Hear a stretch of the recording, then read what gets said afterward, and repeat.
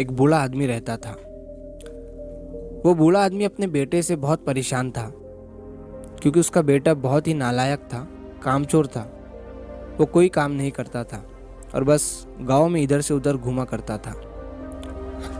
तो एक दिन उस बूढ़े आदमी ने अपने बेटे को सबक सिखाने का सोचा। उसने अपने बेटे को अपने पास बुलाया और उससे कहा कि बेटा, घर के अंदर अलमारी में एक घड़ी रखी हुई है, तुम उसे निकाल कर लाओ। लड़का घर के अंदर गया और उस घड़ी को बाहर निकाल कर लाया। फिर उसके पिता ने उससे कहा कि अब तुम एक काम करो, इस घड़ी को अपने साथ बाजार में लेकर जाओ और जितने लोग भी तुम्हें मिलेंगे सबसे तुम इस घड़ी की कीमत पूछ कर आना। अब वो लड़का उस घड़ी को लेकर बाजार में चला गया। उसने बाजार में सभी लोगों से उस घड़ी की कीमत पूछी।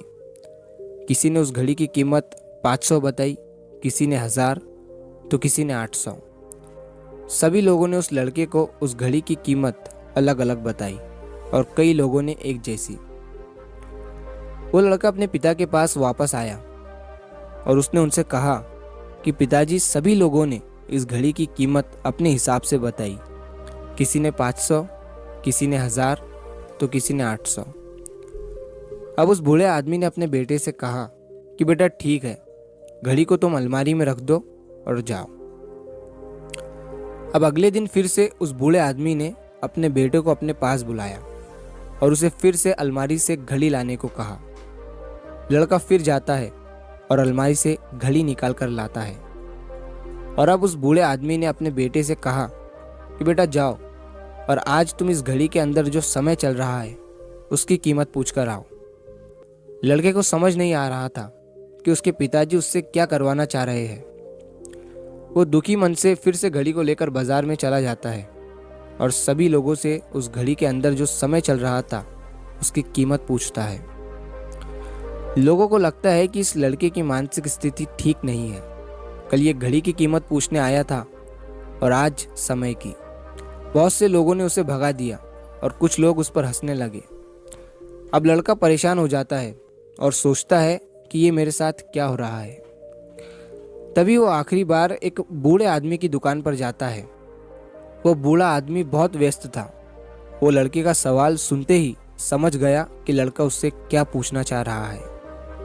उस बूढ़े आदमी ने अपना कुछ समय निकालकर लड़के से कहा, बेटा, ये जो समय है ना, जिसकी तुम कीमत पूछ रहे हो, इसकी कोई कीमत नहीं लगा सकता है। तुम करोड़ों रुपए देकर भी अपनी ज़िंदगी का एक सेकंड वापस नहीं ला सकते हो। इसीलिए इस टाइम का सही उपयोग करो। टाइम की एक अच्छी बात है और एक बुरी बात है।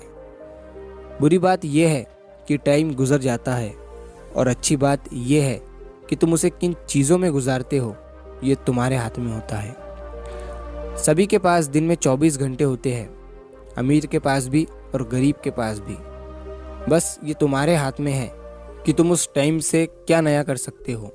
तो अपने एक एक पल का हिसाब रखो कि तुम उन्हें किन चीज़ों में उड़ा रहे हो।